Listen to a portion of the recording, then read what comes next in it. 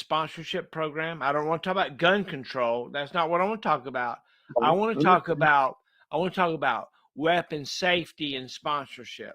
I think that if you're going to go buy a weapon, any kind of weapon, you get some training, right? Let's make it easy for the good guys to get sponsored, and you get grandfathered in or whatever. If you got a DD 214 or you've been to whatever.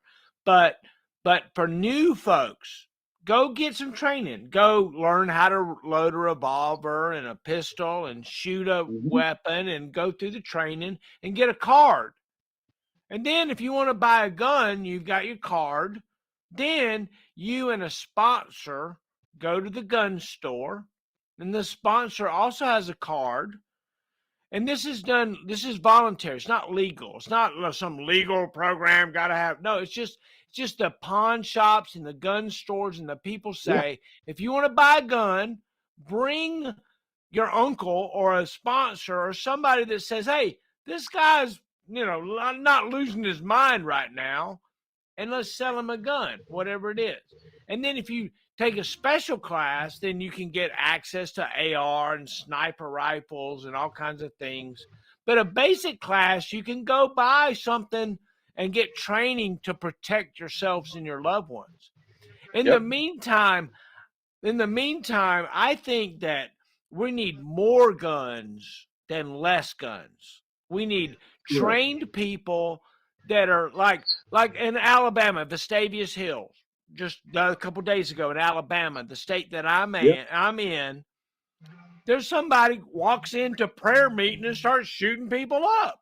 Well, yep. you know what? Somebody subdued him. Now, I don't think that person actually had a gun, but No, it but didn't. but if you have a gun, then you can stop a bad person with a gun, Yeah, right? Good yeah. people with guns don't lose their minds. They don't. Nope.